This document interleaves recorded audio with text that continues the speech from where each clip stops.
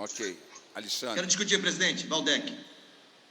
Bom, senhor presidente, demais deputados e deputadas, em primeiro lugar, destacar o mérito desse projeto, que toca num ponto sensível desse momento que vivemos, do ponto de vista das políticas educacionais, que é a possibilidade de uma retomada de aulas presenciais sem a pandemia estar ainda completamente sob controle. E aí, quando eu digo a pandemia está completamente sob controle, evidentemente existem dois cenários diferentes da pandemia estar sob controle. Um controle das curvas, mesmo que ainda sem uma vacina ou sem um tratamento farmacológico de eficiência comprovada. Outro, o cenário ideal, que seria o cenário de uma vacina testada, com a sua eficácia comprovada, que pudesse garantir a imunização das pessoas para retomarem suas atividades sociais.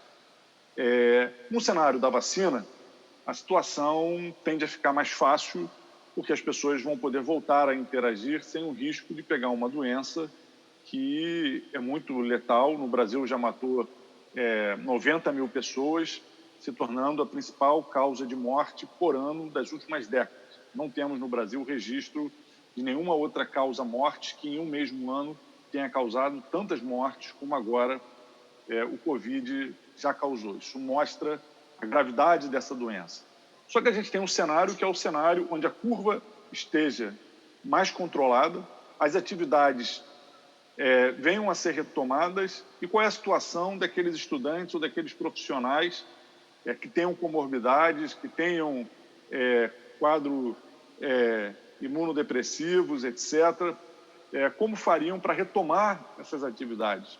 Então, é muito importante que se garanta, em qualquer possibilidade onde não haja vacina, e a gente torce para que as vacinas tenham um efeito logo e de fato, possam funcionar, que as pessoas que têm essas vulnerabilidades possam ter o direito de não voltar a ter atividades presenciais. Isso em todas as dimensões, do estudo, do trabalho, da vida social, inclusive não só na educação, isso é uma prerrogativa fundamental. Então, o projeto trata sobre isso, ele não antecipa de que as escolas têm que voltar ou não têm que voltar, mas ele garante o direito de que, em caso de haver a volta sem a vacina, as pessoas possam optar por não retomar suas atividades.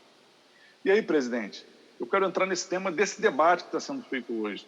Algumas prefeituras, a prefeitura aqui do Rio de Janeiro, estão sinalizando ou tentando voltar ou permitindo que setores da educação voltem sem que haja um controle efetivo das curvas. É muito importante que haja esse controle para que a gente não vivencie novos focos.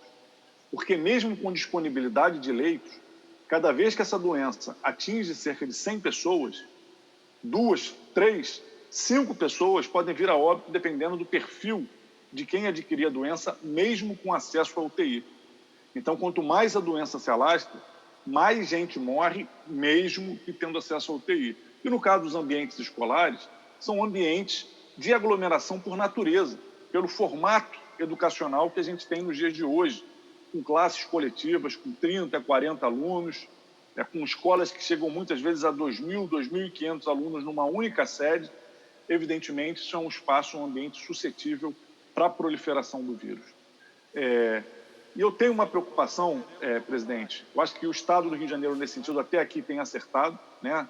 Até agora o Estado não sinalizou que vai voltar assim que a situação esteja sob controle, mas eu tenho uma preocupação de que a gente fez um debate lá no início da pandemia, que era muito importante garantir nesse processo de educação remota atividades não mediadas pelas tecnologias de informática para os estudantes da rede que não têm acesso ao computador e internet de forma regular.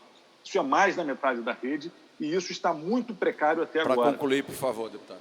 Concluindo, os estudantes só receberam um material impresso até agora. Muitos tiveram, inclusive, dificuldade para ter acesso a esse material. A gente já tem mais de 4 meses de aulas paralisadas e isso é absolutamente insuficiente e aprofunda um fosso entre os alunos que têm acesso à internet e computador e os que não têm. Então, eu aproveito o debate desse projeto para cobrar mais uma vez da SEDUC que dê atenção aos alunos que não têm acesso à internet, produzindo novos materiais e garantindo que esses materiais cheguem à mão dos estudantes.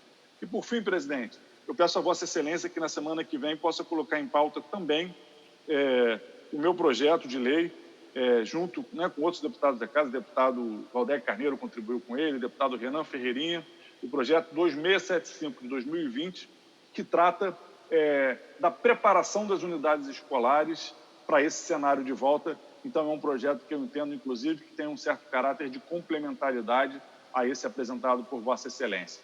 Então, é isso. Concluo reiterando que acho que a SEDUC tem que olhar de forma mais cuidadosa para os estudantes que não têm acesso à internet, que até agora só receberam um material e vão ficar com uma defasagem quase incontornável com relação aos estudantes que têm acesso à internet. Próximo orador, deputado Alexandre